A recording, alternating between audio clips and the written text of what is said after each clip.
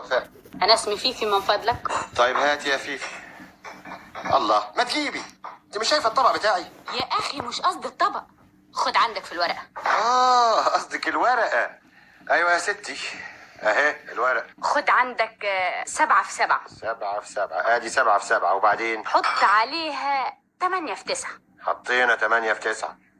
تاخد ملوخية يا ميمي؟ انا اسمي محب يا ست وفاء. طب تاخد ملوخية يا سي محب؟ لا مش عاوز ملوخية. انت حر.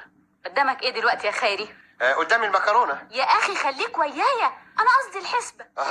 قدامي 7 في 7، حطينا عليها 9 في 8. كويس، اقسم بقى دول على 4 في 6 وشوف الحسبة دي هتبقى ايه. هتبقى حسبة برمة. ولا أقول لك بلاش تعملها أنت أحسن تغلط، بعدين أبقى أحسبها أنا. حسبة ايه دي؟ انت يظهر مش معانا يا محب، امال احنا بنقول ايه من الصبح؟ ده مكسب المشروع بتاعي في الشهر الواحد.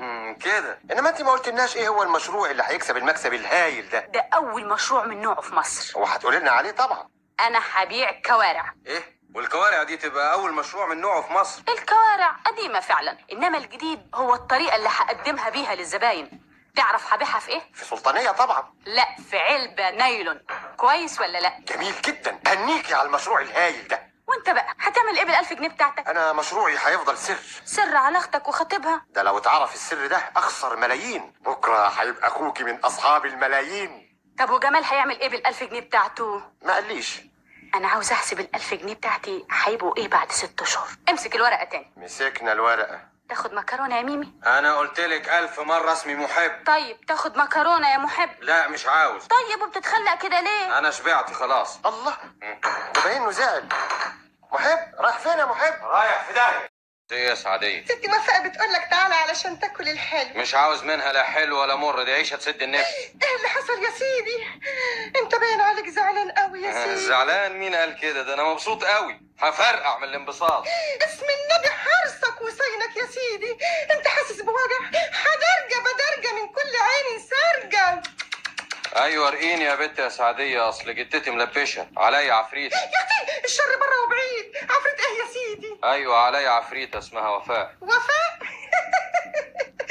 انا كنت فاكراك بتتكلم جد. هي بقى ستي وفاء اللي خلتك زعلت وقمت من على السفرة بالعجل؟ بقى ده معقول يا ناس؟ في وسط الاكل اسمع كلام عن مشاريع ولت وعجن ملوش اصل.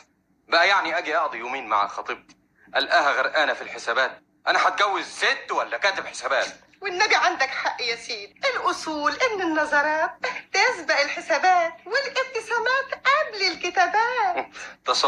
تصوري بقى يا سعدية لما واحدة زيك عديمة المعرفة تفهم في الأصول العاطفية أكتر من خطيبتي الجامعية. وهي دي عايزة علام يا سيدي. تصوري بسلامتها عاوزة تعمل مصنع لحفظ الكوارع في علب والملوخية في أزايز علشان تصدرها. ودي سلطة إيه دي يا سيدي؟ سلطة مايعة من غير خل ولا زيت.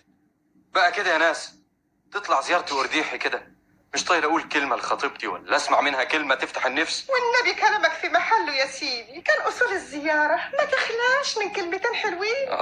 شهقه. ايوه. تمهيده. وما خفي كان اعظم. هاتلنا قهوة يا سعدية.